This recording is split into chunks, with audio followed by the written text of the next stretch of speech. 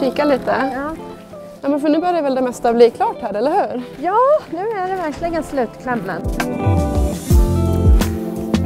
I många kommuner och regioner så är underhållsbehovet stort när det gäller deras fastigheter. Det kan till exempel handla om energieffektivisering, något man också kan spara pengar på. Numera finns det en modell som heter ENOF-modellen som man utgår ifrån för att jobba med det här. Och då undrar ni förstås, vad är det? Jo, det ska ni få veta mer om idag.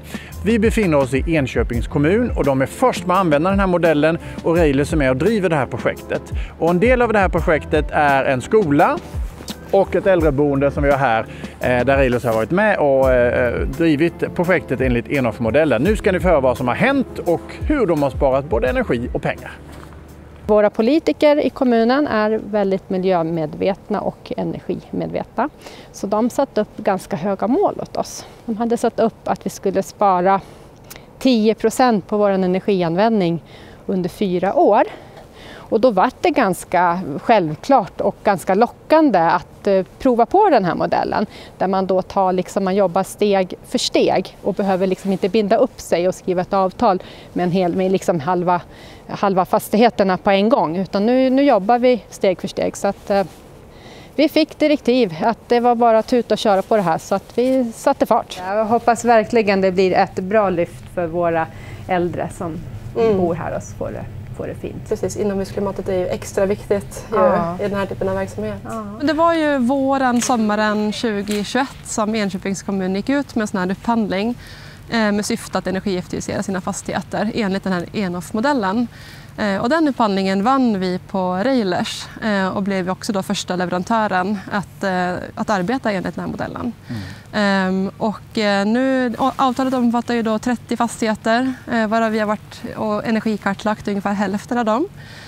Och gjort projektering i en handfull och nu också färdigställt 3 fastigheter där vi redan har genomfört energibesparande åtgärder och snart kan se resultatet av det arbetet som har gjorts. Här har vi gjort ganska stora ombyggnationer på ventilationssidan. Och det är ju ofta det vi gör. Det är en viktig del ofta i våra energiprojekt. Det är ofta där man kan hitta stor energibesparing ju.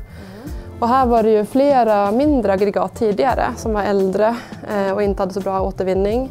Så har vi bytt ut dem, eller hur? Ventilationen är en viktig åtgärd. Svalkan är, som man sa, det har ingenting egentligen med energibesparingen utan det blir ju en extra sak som de får till. Bättre inomhusklimat egentligen. Och det är en viktig del av projektet som helhet. Man vill ju ha nöjda hyresgäster och få det bra på så sätt. Så att, då är det ju viktigt. Och just att det blir frikyla så blir det ju ingen ökning riktigt heller av energianvändningen. Ja. Det finns så mycket att göra i offentlig sektor. Vi brukar ju säga det, om man verkligen kommer igång med energieffektivisering och börjar köra ett projekt på lång sikt så kan man troligen halvera sin energianvändning. Om man verkligen genomför alla åtgärder när man är inne och när man gör åtgärder i byggnader ska man se till att energieffektivisera när man ändå håller på så att säga. På sikt så förbättrar man ju kommunernas ekonomi förstås genom att göra de här energieffektiviseringsprojekten.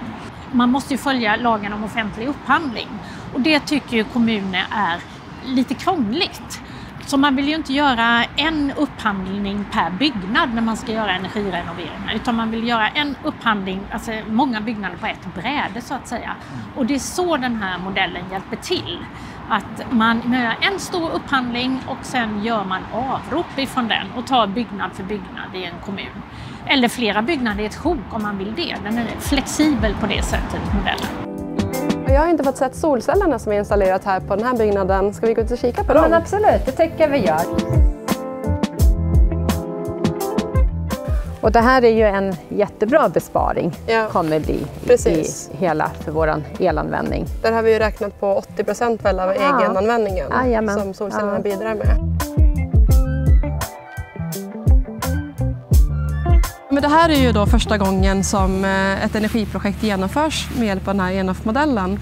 Så det har varit lärorikt på många sätt, både för oss och för Enköpings kommun, att utveckla det arbetssättet. Och det vi har sett hittills är ju att det är ett väldigt bra metod att arbeta enligt och i den här samverkansformen har fungerat jättebra.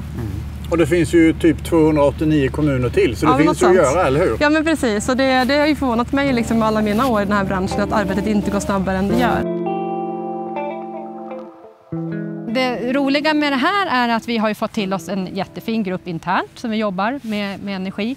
Och sen så har vi fått ett jättefint samarbete tillsammans med Railers då, som gör hela som vi har med oss från start till slut. Och däribland också alla entreprenörer som är duktiga som vi är med och jobbar ihop med tillsammans.